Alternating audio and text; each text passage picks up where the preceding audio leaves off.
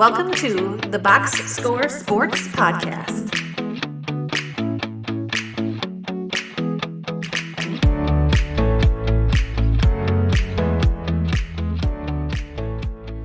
Okay, let's look at the next game, guys. The LA Rams going to Philadelphia. So LA beat the Vikings last week convincingly, and then the Eagles, they beat the Packers. But like we mentioned already earlier in the podcast, I don't know if Eagle fans really feel comfortable with the way they looked the last time they they were on the field against the Packers. So let's start with the Rams side of the ball. Let's start with you on this one, Clint. Rams, what do you see that they need to do to win this game? I mean, it's going to be the same as last week. A plus Stafford.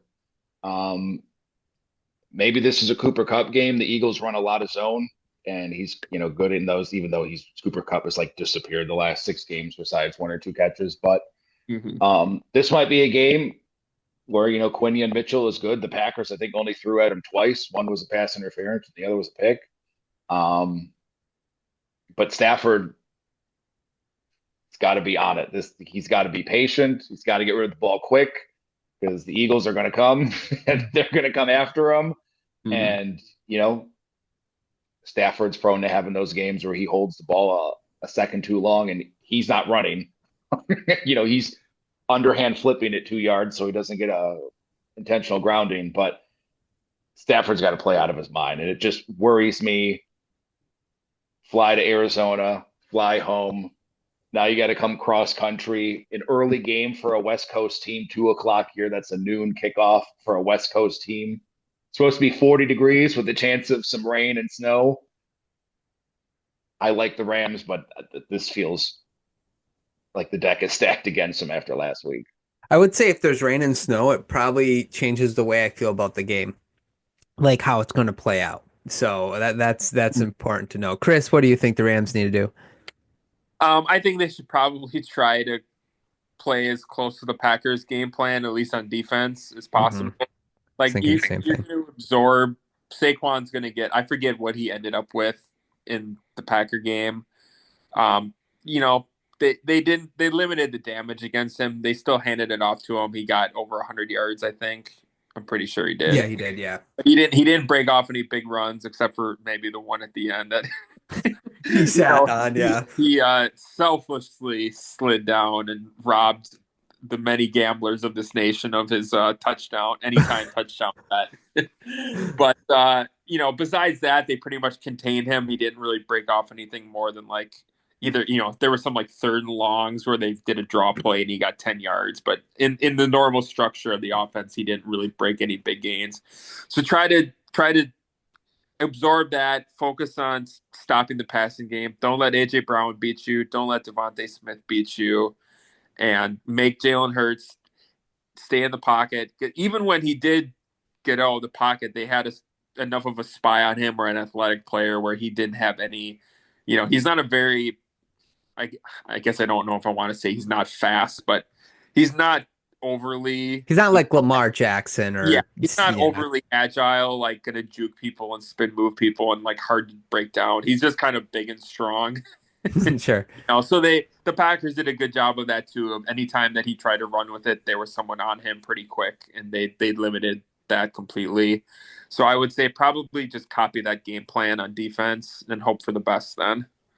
Yeah, they copied the Lions game plan, right? For the Vikings. They need to do the exact same for the Packers. I agree with you as well with that. And I think Clint's right with the offense is like just I would if they're smart, I know we say this a lot, but I think a lot about the playoffs is like just controlling the game, right? So like 7 yards, 4 yards, 7 yards, just like nickel and dime them to death in that zone defense that you talked about. And you got one of the best wide receivers in Cooper Cup to do that. Puka Nakua, he's really good with yards after the catch. So, get him in a little bit of space. And I feel like if they can execute that game plan, they can keep this game close enough where they could probably steal it. And I do think you're right, Chris, too. Like Barkley, he's going to have an impact, but you can limit the impact. Just don't let him explode off that big one. Go ahead, Chris. I was gonna say they had a surprisingly large role for the tight ends last night. The Rams did. Higbee until he went out had a big game, but even the second and third string tight ends they were working in. But Higbee actually went to the hospital last night with he was coughing up blood or had some sort of chest injury. So I would think that if you're coughing up blood, that probably isn't a good sign for you, and you had to go to the hospital. That might not be a good sign for you going forward for the next week. So I'm just saying that if they were, that's their starting tight end, they might be down that. So that might be if they were going to work them into the game plan like they did last night, but he was gone. That's a problem for them. Are you sure it wasn't just the blood of his enemies that he? I'm just kidding. The Vikings. I'm just joking. I'm just joking. Okay, that's fair. Okay, let's look at the Eagles side of the ball here. Chris, give me what do the Eagles need to do to win this game?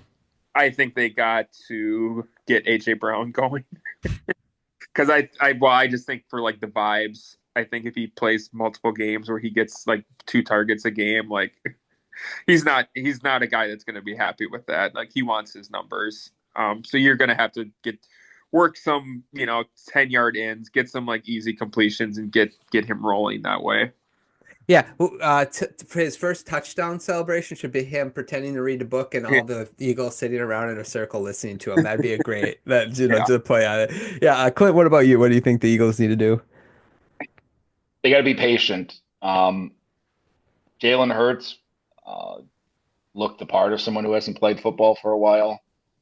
Looked like he did earlier in stretches of the season where you wonder, is this guy, a top-notch quarterback? And I thought against the Packers, they gave up on Saquon Barkley saw 24 carries, but I thought there was stretches when the Packers were bringing pressure that they kind of went from maybe a quick handoff, to beat the blitz. So against the Rams, they got to be patient. I think the Rams are, all these good teams know, just keep Jaylen Hurts in the pocket and make him throw and get the ball to AJ Brown. Just a quick throw it in the flat like they did with Dallas Goedert or they do with Devonta Smith a few times. Just get him the ball. That'll keep him happy, keep the defense prepared for it. But they got to be patient. I think they got a little impatient in parts of that Packer game, and it left the Packers in it.